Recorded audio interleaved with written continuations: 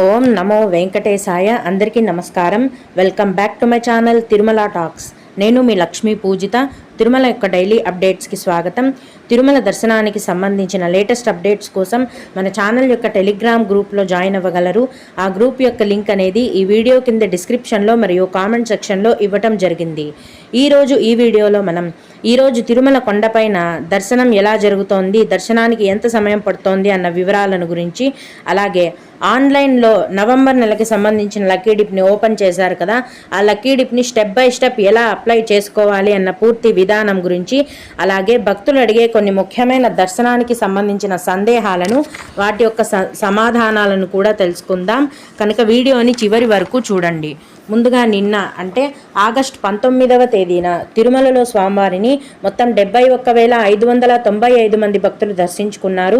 అందులో స్వామివారికి మొత్తం 28,981 మంది భక్తులైతే తలనీలాలను సమర్పించారు. నిన్నటి రోజున తిరుమలలోని శ్రీవారి హుండీ యొక్క ఆదాయం అనేది 3,89,00,000 రూపాయలు. ఈరోజు కూడా ఎటువంటి దర్శనం టికెట్లు లేకుండా నేరుగా భక్తులను ఫ్రీ దర్శనానికి అనుమతిస్తున్నారండి.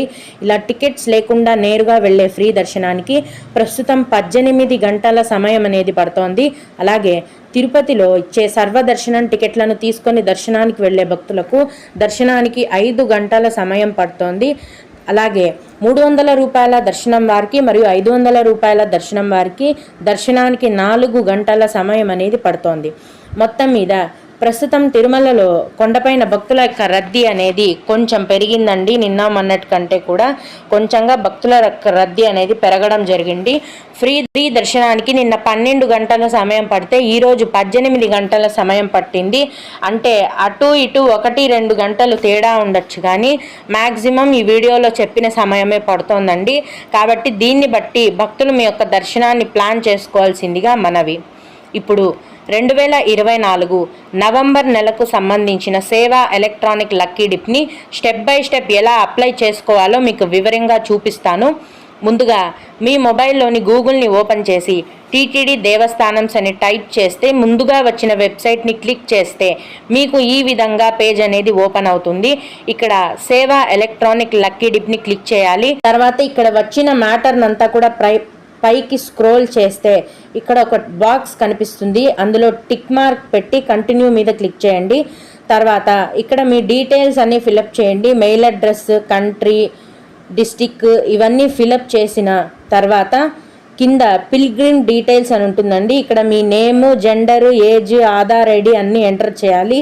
ఇలా అన్నీ ఎంటర్ చేసిన తర్వాత కంటిన్యూ మీద క్లిక్ చేయండి.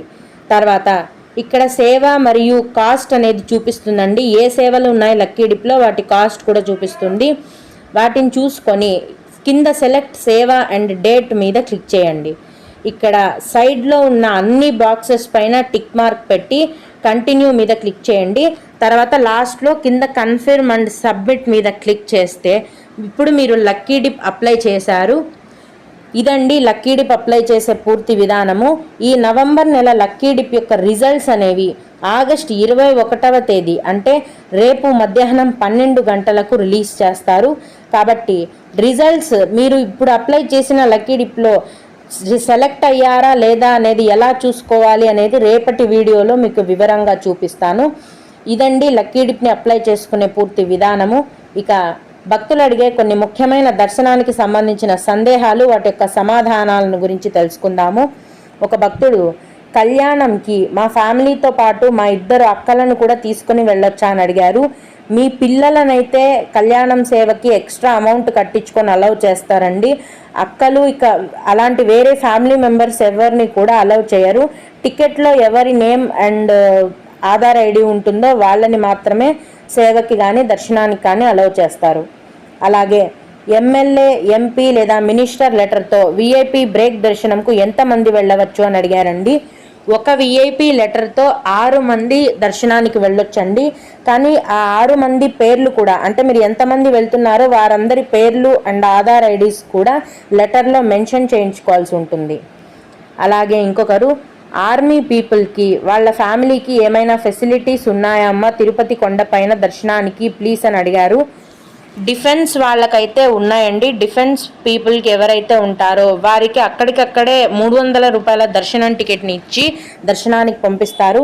ఎలాగంటే మీ దగ్గర డిఫెన్స్ కార్డు ఉంటే తిరుమల కొండపైన 300 రూపాయల దర్శనం క్యూలోకి డైరెక్ట్గా వెళ్ళి అక్కడ డిఫెన్స్ కార్డు చూపించినట్టయితే వాళ్ళొక ఫామ్ ఇస్తారు.